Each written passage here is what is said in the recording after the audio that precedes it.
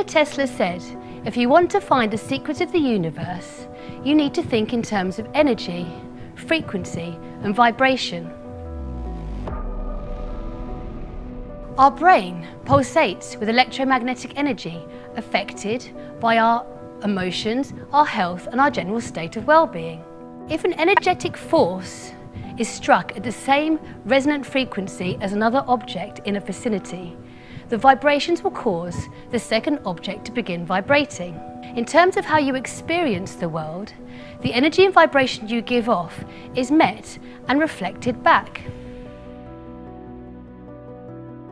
We can feel this on an emotional level when we say that somebody's on our wavelength or we feel in tune with a personal situation. Why is this important? Well, if your internal vibration is one of anxiety, depression, anger, the life experience that you have may very well provide you with people and situations that reflect this back at you, thereby reinforcing the feeling and so creating a circuitous negative experience of life.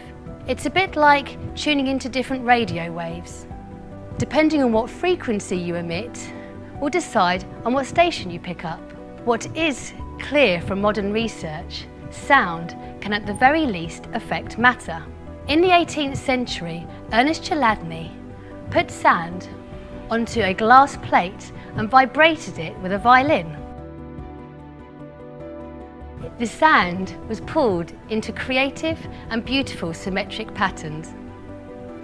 This work has been continued with the invention of the cymoscope by John Reed, who uses water as a surface membrane in which to imprint sound and create a digital representation of sound and vibration.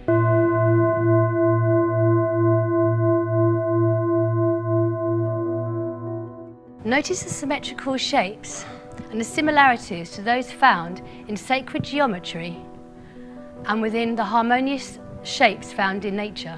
According to Gardner Snook of Manchester University, the difference between a healthy cell and a cancerous cell is like two very large orchestras all playing their instruments at the same time, but in the cancerous orchestra, the tuba is horribly out of tune. In the following two clips, you can hear the difference between the healthy pulsations of a yeast cell and the high-pitched frequency of one that is stressed. Notice the distortions as represented on the cymoscope of the one that is stressed.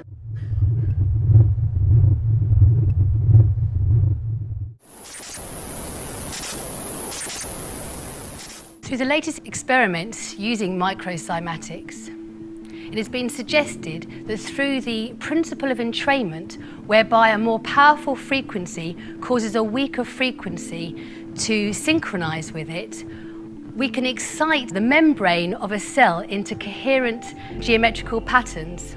Therefore, if we direct harmonious sound towards our bodies, we are able to bring our cells into their own optimum frequency. Not only do we vibrate on a cellular level, our consciousness, our thoughts and emotions all have their own energetic imprint. Masaru Emoto, in his book The Secret Life of Water, exposed water to harmonious sounds, healing thoughts and prayer, as well as dissonant music and negative thoughts. He then froze the water and took photographs of the water crystals. The water that had been exposed to the harmonious sounds and healing thoughts and prayer created beautiful and geometric water crystals, and those that didn't were misshapen or not present at all. Many scientists and philosophers have pondered, where does consciousness and our thoughts arise from? Whether you believe this is from a God-given source or from somewhere deep inside the brain, latest research has discovered that it is through our bodily responses to it, is in quantum vibrations found in microtubules within brain neurons. Therefore, as we have already found out, if by putting harmonious thoughts into our brains, we can turn our perceptions and our thoughts from chaos to beauty. We've all used music to calm and energize ourselves. I have subsequently discovered that the perfect fifth harmonic, as found in Baroque music, is one of the most healing harmonic arrangements there is, being both expansive and stable.